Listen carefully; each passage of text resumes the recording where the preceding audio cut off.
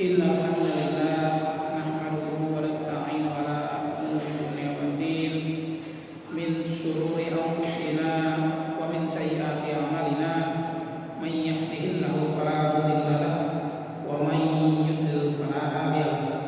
Asyhadu an la ilaha illallah wahdahu la syarika lahu wa asyhadu anna Muhammadan abduhu wa rasuluh la nabiyya ba'dahu.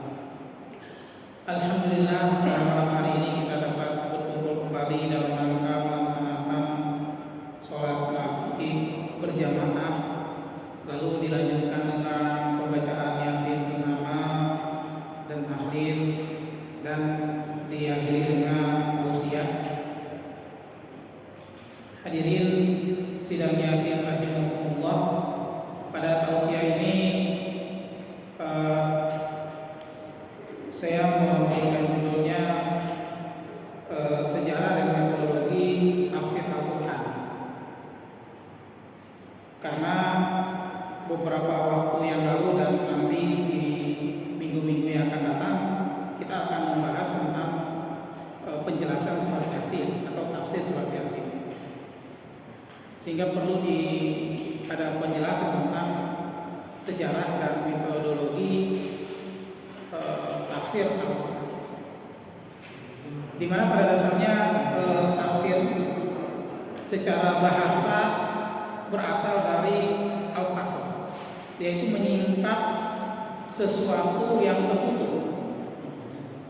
Sehingga secara bahasa tafsir Al-Quran adalah penjelasan terhadap makna-makna yang dikandung oleh Al-Quran.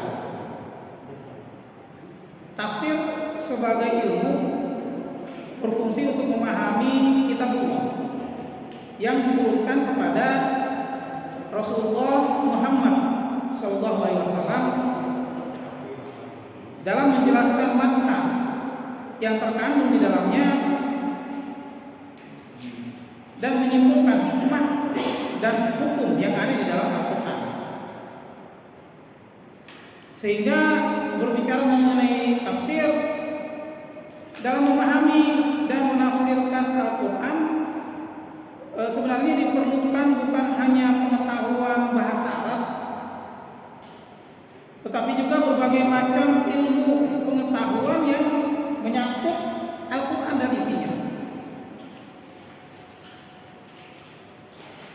Sehingga pada dasarnya yang berhak, yang memiliki legalitas untuk menafsirkan Al-Quran adalah tidak semua orang, tetapi hanyalah beberapa ahli yang memang memiliki kapasitas untuk menafsirkan Al-Quran. Dalam sejarah tafsir Al-Quran di Indonesia ada beberapa orang yang memang dikenal memiliki keahlian dalam menafsirkan Al-Quran. Di abad ke-19 sebelumnya ada misalnya Buya Hamka atau Said Qutb, tafsir dalam membuat tafsir fi Zilalil Quran. Kemudian ke sininya di 30 tahun ke sini maka bermunculan ahli tafsir. Maka ahli tafsir itu yang berhak menafsirkan Al-Quran. Di antaranya misalnya yang dikenal sering di televisi, misalnya Profesor Quraisy, atau ada lagi Profesor Nasaruddin Umar, atau ada Hamdani Anwar atau ada di perguruan tinggi ilmu Al-Quran yang di Ciputat ada Profesor Wasiat Anwar, ada Profesor Fatibur Umar itu, dan ada beberapa lagi memang yang memiliki kapasitas untuk menafsirkan Al-Quran.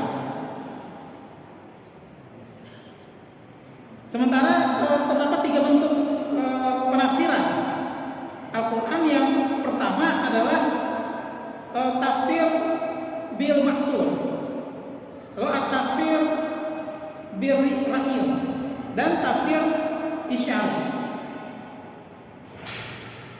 Dengan 4 metode yang hari ini digunakan oleh berbagai penafsiran Al-Quran, yaitu bisa dengan metode ijmali, metode tahlili, metode muqarin, dan metode maudhu'i.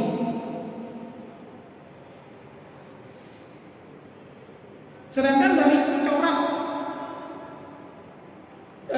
penafsirannya lebih beragam. Ada yang bercorak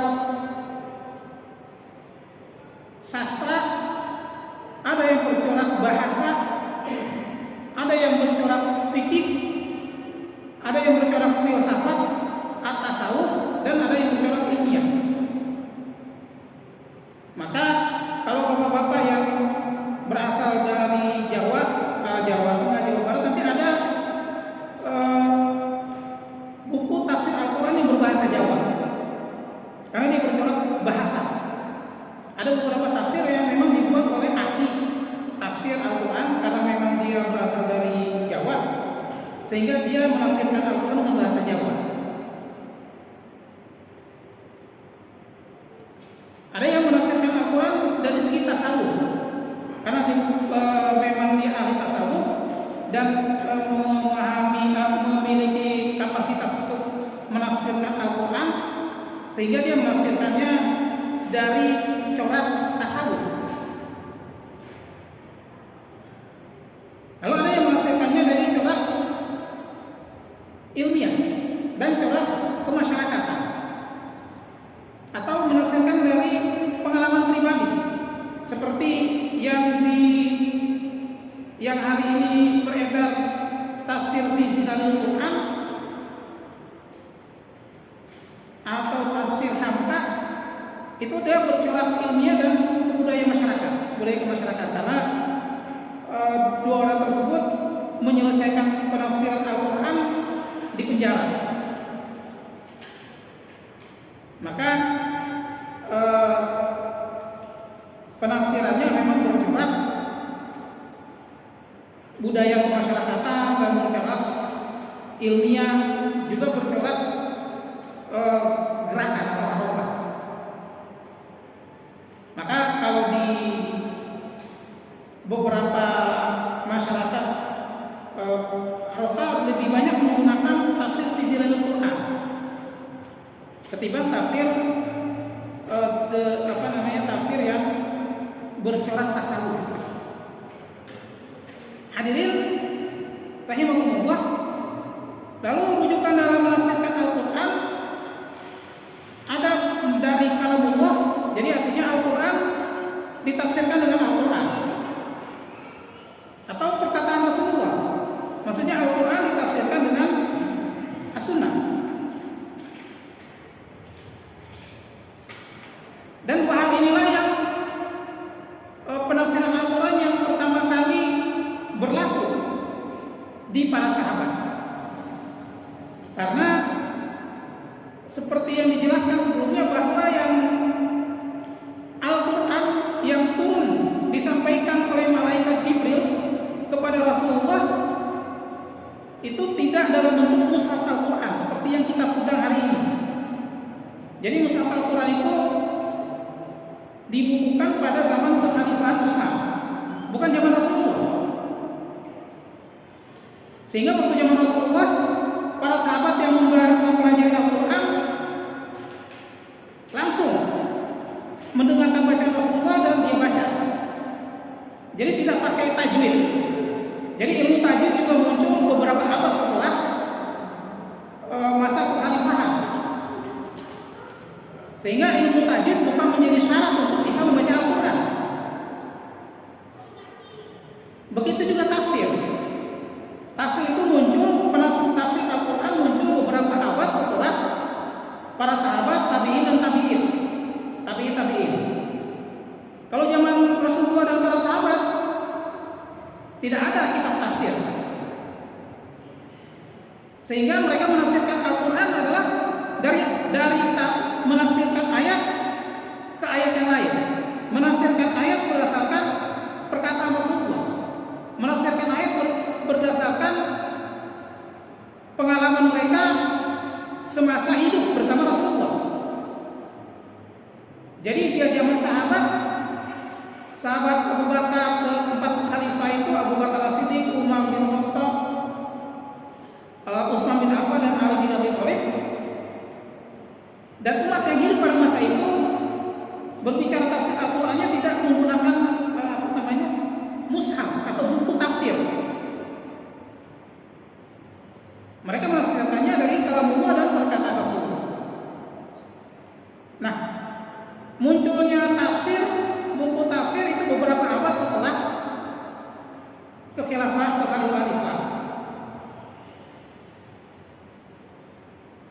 Sehingga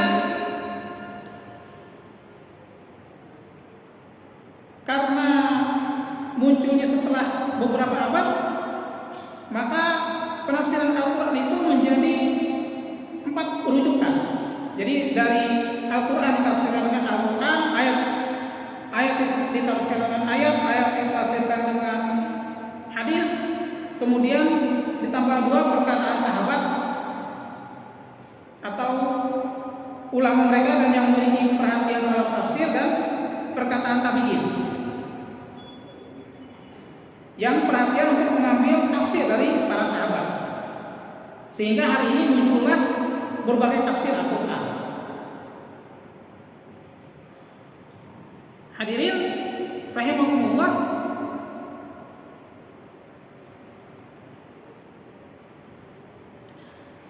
metode tafsir Al-Quran juga yang tadi disampaikan ada 4 metode, dan metode yang lebih lumrah digunakan ada 2 metode, yaitu metode ijmali atau metode global. Merupakan suatu metode tafsir yang menafsirkan ayat-ayat Al-Quran dengan cara mengungkapkan makna global. Lalu pengertian tersebut menjelaskan ayat-ayat Al-Quran secara ringkas, tapi mencakup dengan bahasa yang populer, mudah dimengerti dan mudah menarik untuk dibaca.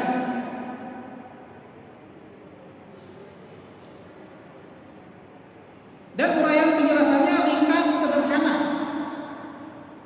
sehingga pendengar dan pembacanya seakan-akan masih tetap mendengarkan Al-Quran.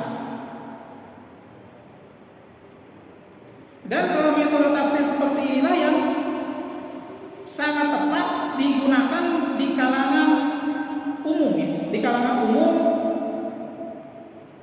atau orang tua atau mereka yang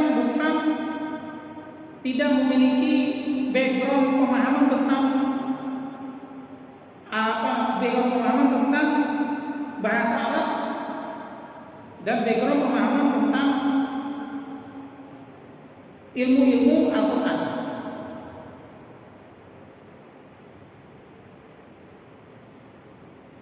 Sehingga metode ini tidak mengarahkan audiens untuk menjadi ilmuwan, namun lebih menekankan kepada aspek aplikasi ayat. Jadi tidak menafsirkannya berdasarkan satu ayat diterjemahkan dari segi bahasa lalu disejajarkan dengan segi pemahaman dari bahasa, dari pengertian umum dan lain sebagainya. Karena kalau seperti itu hanya akan menarik bagi orang-orang yang memang memiliki background atau memiliki kemampuan bahasa Arab dan memiliki dasar ilmu tentang ilmu-ilmu Al-Quran. Lalu metode yang kedua adalah tahlili atau analisis, di mana secara terminologi metode tahlili adalah menafsirkan ayat Al-Quran dengan memaparkan segala aspek yang terkandung di dalam ayat-ayat yang ditafsirkan, dengan menerangkan makna yang tercakup di dalamnya, dan sesuai dengan keahlian dan kecenderungan mufasir yang menafsirkan ayat tersebut. Sehingga kalau si mufasirnya atau orang ahli tafsirnya itu berlatar belakang tasawuf, maka tafsir itu akan cenderung ke arah tasawuf. Kalau tafsir itu berlatar belakang orang-orang yang memiliki pengalaman dalam pergerakan Islam, maka tafsirnya mengarah ke sana, seperti tafsir fi Zilalil Quran. Sehingga penafsirannya diwarnai dengan latar belakang pendidikan dan keahlian dari orang yang menafsirkan Al-Quran tersebut.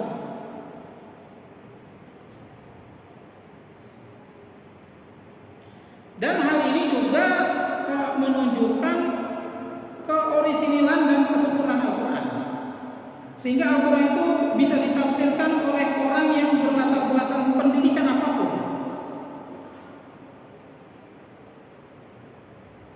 Akan tetapi tidak menyimpang dari makna yang terkandung di dalamnya. Makna lain juga membuktikan bahwa Al-Quran memang harus ditafsirkan juga dari berbagai latar belakang ilmu dan keahlian, agar umat Islam dapat melihat dan membuktikan bahwa kitabullah yang merupakan firman Allah tersebut dapat diterapkan, dapat diimplementasikan dalam semua aspek kehidupan. Hadirin sidang Yasin rahimahullah, dua metode tafsir tersebutlah yang memang banyak atau umum digunakan, yaitu metode ijmali dan tahlili. Lalu pertanyaannya adalah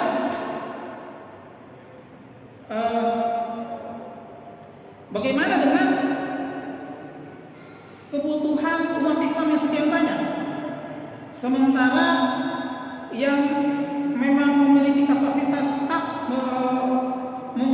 kapasitas keahlian untuk menafsirkan Al-Quran sangat sedikit, tidak banyak orangnya. Karena kalau bicara ahli tafsir hari ini, beberapa 10 tahun, 20 tahun hari ini ya, yang namanya ahli tafsir ya mereka harus berlatar pendidikannya memang ilmu tafsir. Dan dalam bahasan ilmiah yang dikatakan ahli adalah mereka yang berlatar pendidikan ilmu tafsir, pendidikan S1, S2, S3-nya ilmu tafsir, sampai menjadi doktor ilmu tafsir, baru menjadi guru besar, dan itulah ahli tafsir. Hari ini ya, kalau kita bicara 30 tahun yang lalu berbeda lagi, karena 30 tahun yang lalu tafsir Fisir Al-Quran ada tafsir Hamka dan tafsir Mustafa Bisri ya. Itu tafsir-tafsir yang memang dibuat oleh ahli yang memang hidup pada masa itu. Tetapi kalau kita bicara hari ini ya berarti yang namanya ahli tafsir ya mereka yang memiliki kapasitas keahlian tersebut. Maka yang tadi saya sebutkan misalnya Profesor Quraisy Shihab, Profesor Nazarul Umar, memang mereka memiliki kapasitas ahli tafsir. Lalu bagaimana dengan kebutuhan umat Islam yang sangat banyak ingin memahami Islam? Maka selain mereka yang bukan memiliki kapasitas keahlian menafsirkan Al-Quran, memang tidak boleh menafsirkan sembarangan. Yang bisa dilakukan adalah menjelaskan tafsir Al-Quran dari kitab tafsir yang ada.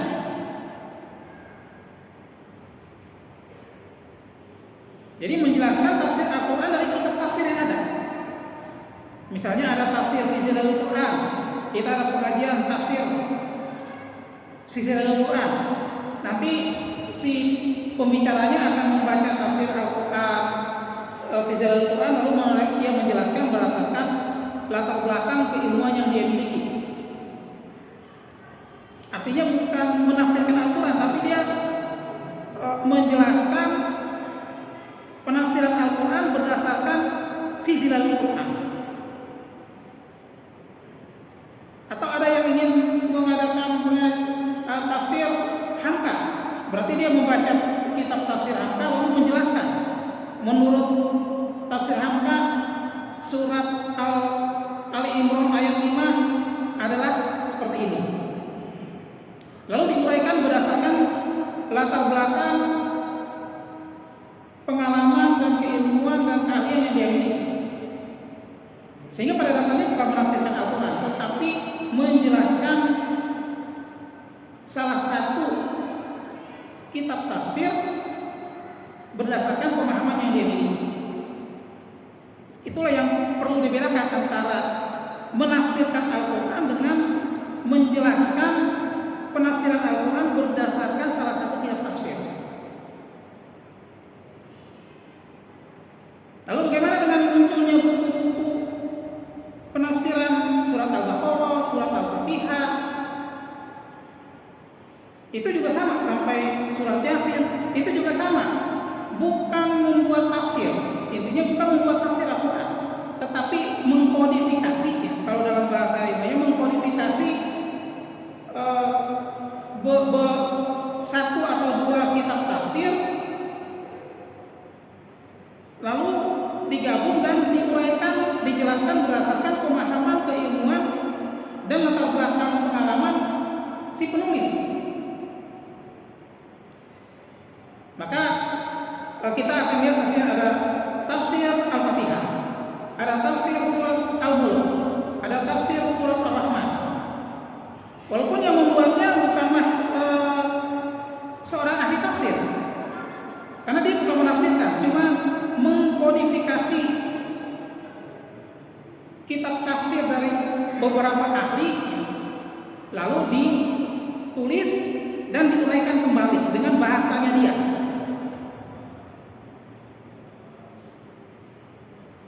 Sehingga itu yang perlu dibedakan antara menafsirkan Al-Quran atau menjelaskan tafsir Al-Quran, atau mengkodifikasi beberapa kitab tafsir dan diuraikan.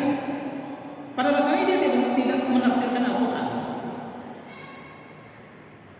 karena tidak memiliki kemampuan dan tidak memiliki kapasitas menafsirkan Al-Quran.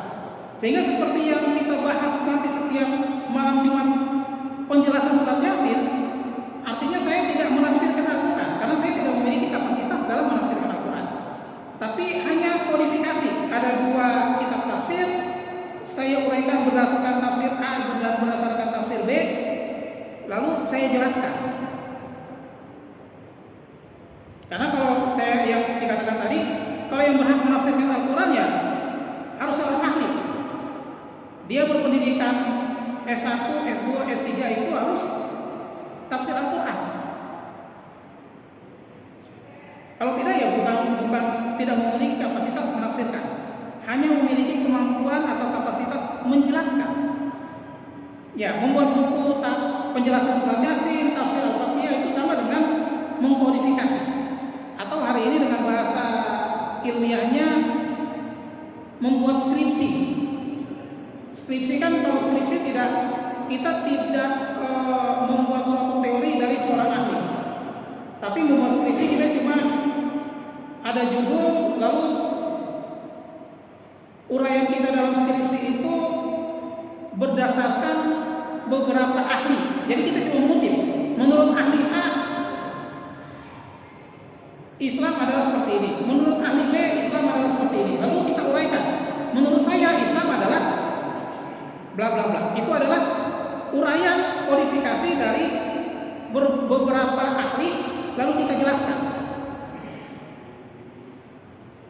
Hadirin sidang Yasin rahimahumullah, mungkin itu yang ingin disampaikan dalam pertemuan ini, yang ingin dibedakan antara menafsirkan Al-Quran dengan menjelaskan, menguraikan buku tafsir Al-Quran.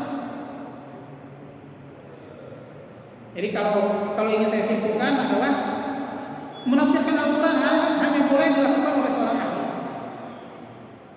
Tapi karena kebutuhan, karena si ahli itu sangat sedikit dan umat Islam sangat banyak, bagaimana agar mereka memiliki kesempatan untuk bisa memahami Al-Quran? Maka kita bisa menjelaskan kepada umat Islam dengan membaca satu kitab tafsir, lalu kita uraikan bahwa menurut si A tafsir Al-Fatihah seperti ini, seperti hari ini, dan seterusnya. Kalau kita bicara penafsiran surat Yasin, saya tidak menafsirkan surat Yasin, tapi saya menjelaskan menurut Buya Hamka tafsir Yasin adalah ayat 1 bla bla bla. Maka saya uraikan berdasarkan pemahaman saya dan beberapa pendapat yang lain. Sehingga saya bukan menafsirkan Al-Quran, tapi menjelaskan beberapa ayat-ayat di dalam surat Yasin berdasarkan pendapat dari ahli tafsir.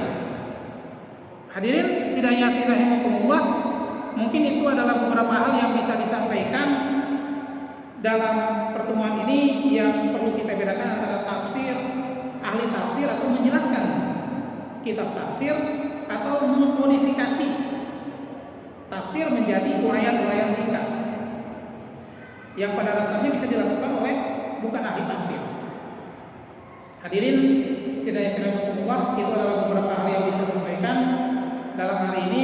Kurang lebihnya